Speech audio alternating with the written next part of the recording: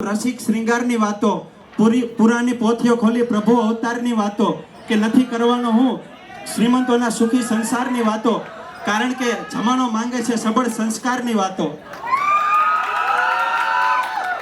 મિત્રો, આ દુનિયામાં દરરોજ હજારો લાખો લોકો મૃત્યુ પામે છે, પણ આ દુનિયા બધાને યાદ નથી રાખતી.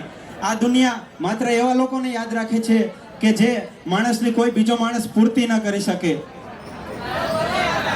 સાહેબ, અત્યારે પ્રોગ્રામ ચાલે છે, તો આની અંદર જે કોઈ પણ લોકોનો પહેલો નંબર આવશે, બીજો નંબર આવશે, એ બધા જેનો અહીંયા પહેલો નંબર આવશે, બીજો નંબર આવશે, એ લોકો બધાને ગમે.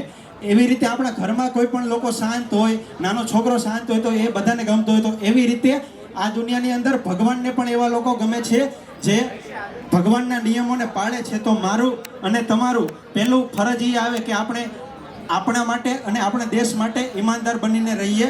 સાહેબ, એક કૂતરું હોય ને, કૂતરું તો એ છે ને ગમે તે વસ્તુ ખાય ને તો એ પેલા સૂંઘે કે આ મારા લાયક છે કે નહીં.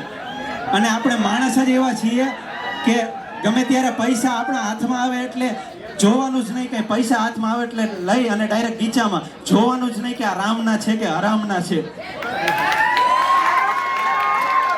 અને બીજી વસ્તુ, એ કૂતરું છે ને, એ એક વખત કાંઈ પણ ખાતું હોય અને પછી ધરાઈ જાય ને, પછી ગમે તેવું હોય તો એને સૂંઘે પણ નહીં. અને સાહેબ, માણસ એક જ એવો છે જે ગમે એટલું હોવા છતાં ધરાતો જ નથી.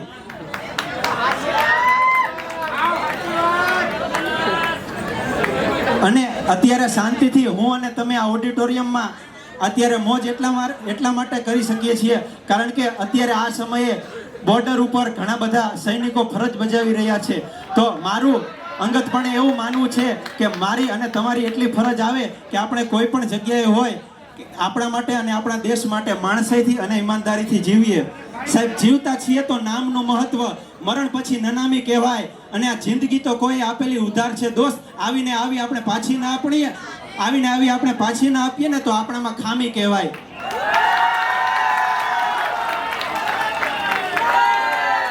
સાહેબ, માણસાઈની મને એક વાત યાદ આવે છે કે દ્વારકાની અંદર રૂક્ષ્મણીજી કૃષ્ણ ભગવાનને એક વખત પ્રશ્ન કરે છે કે હે પ્રભુ, તમે મને જવાબ આપો, આ પ્રશ્નનો મને જવાબ નથી મળતો.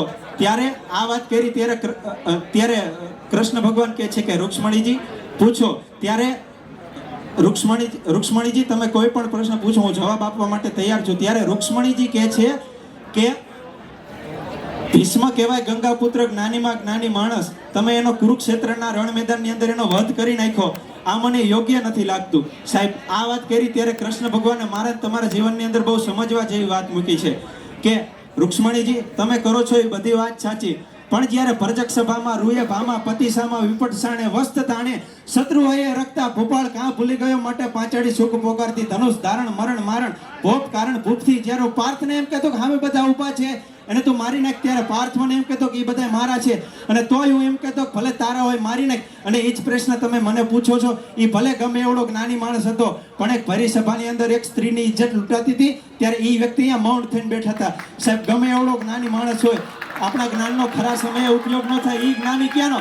સાહેબ, સમજણ એ નથી કે હું અને તમે કેટલું સમજી શકીએ છીએ, સમજણ એ નથી કે હું અને તમે કેટલું સમજી શકીએ છીએ. સાચી સમજણ એ છે ખરા સમયે હું અને તમે કેટલું સમજી શકીએ છીએ.